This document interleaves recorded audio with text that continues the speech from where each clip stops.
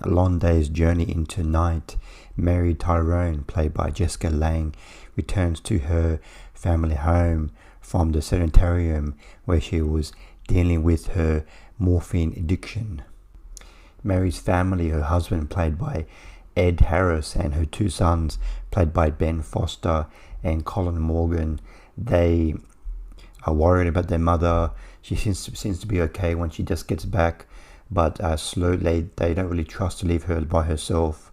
And slowly, once they go outside to do their activities and they leave their mother alone, she goes up to the attic and she can't help herself. She looks for her medicine. Over the course of one day, because of Mary's drug addiction, many of the family members bring up past traumas and current difficulties in their life. Long Day's Journey into Night is directed by Jonathan Kent, and this is his feature directorial debut, but he's a veteran English theatre director, and he previously directed the Broadway Long Day's Journey into Night with Jessica Lange. This is my first introduction to Eugene O'Neill's play Long Day's Journey into Night. I have not seen any of the previous adaptations of this play.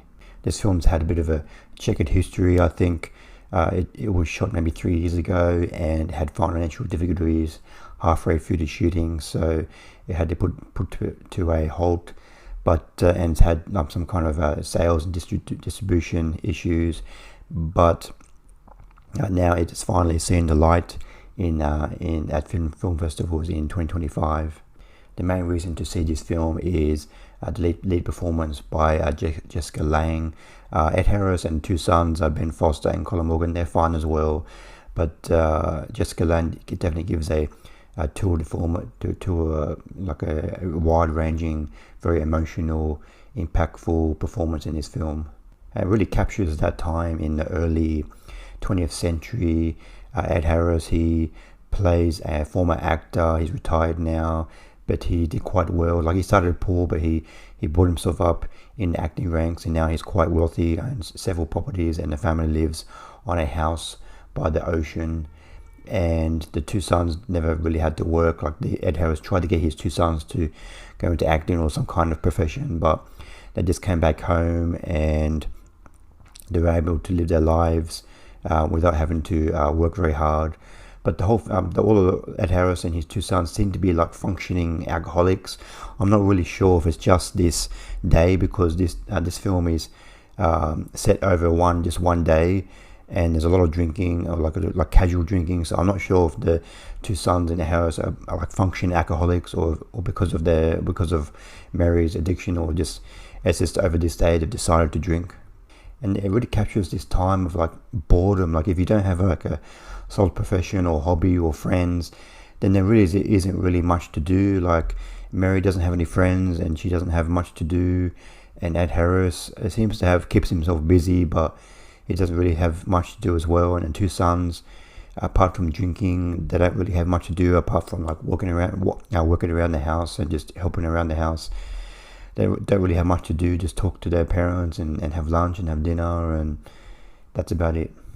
But for me, I'm not sure if the original play is like this, but for me, this film did get a little bit repetitive, especially in the middle section of the film. It's just Mary bringing up her past and her regrets in life, and her dealing with her denying the drug addiction, and it's just the same scenes repeating over and over again. But it does come to a fruition in the final act of the film, where the sons come to the forefront, and they really show their frustrations in life and with their family life. And Harris as well, he gets to show his frustrations with his wife and his current life, and how he doesn't really feel that his sons show much gratitude to the life he's able to give them. So the film does explore a lot of issues that would still feel current today, but it felt very real in the early 20th century. But just for me, that middle section of the film did get quite repetitive. in its themes and its acting and its yeah. I give Lange's Journey into Night 3 stars out of 5.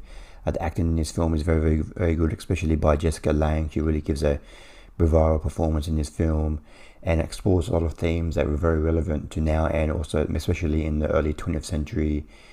But for me, it just got a little bit repetitive in the middle section of the film. I'm not sure if the original play is like that or not, but yeah, for me, it just got a little bit samey in the middle section of the film. But I still recommend checking out this film, especially for Jessica Lange's fantastic performance. Thanks for watching. What did you think of Lange's Journey into Night? Please comment below what you thought of the film. Thanks for watching. See you next time. Bye.